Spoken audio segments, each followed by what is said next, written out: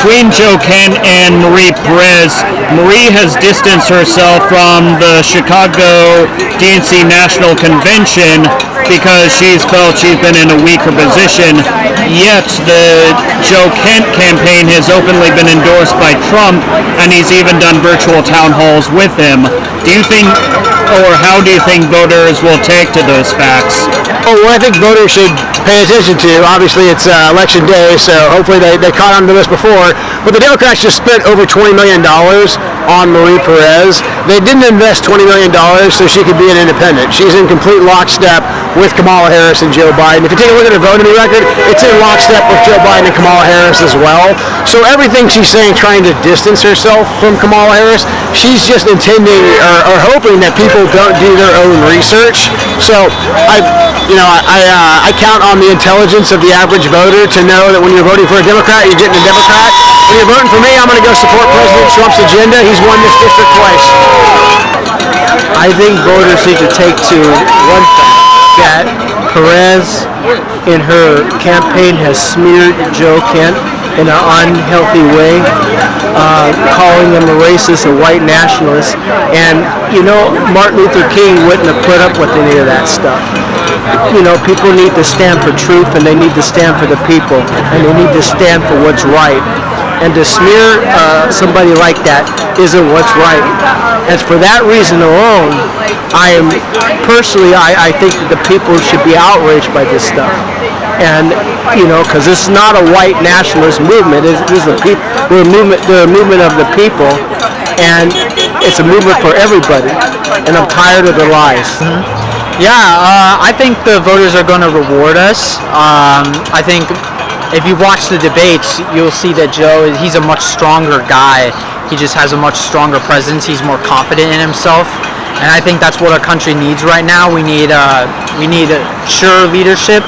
I think they're going to look favorably upon that. Kamala's behavior, not so much no-show like Marie is, but you ask a policy question, they pivot away from the question and blame Trump for whatever they want to say.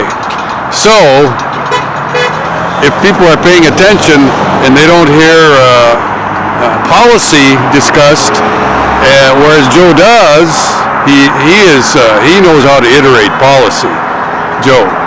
Whereas the opposition doesn't know what to do with it. They're all about, lately it was joy, and then whatever else gimmick they thought of. Not much, because she's getting all the money still. So her fact that she didn't go to that convention didn't hurt her. I mean, I guess we're just going to have to wait and see.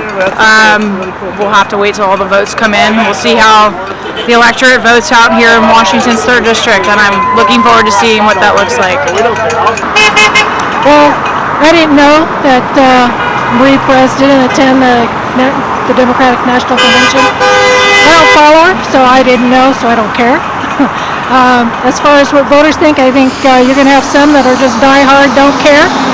Well, I mean, sometimes politicians would do what it takes to, basically distance themselves from unpopular opinion at that time just for the election. But you have to look at the voting record overall, their prior voting record in regard to where they're going to stand on issues in the future.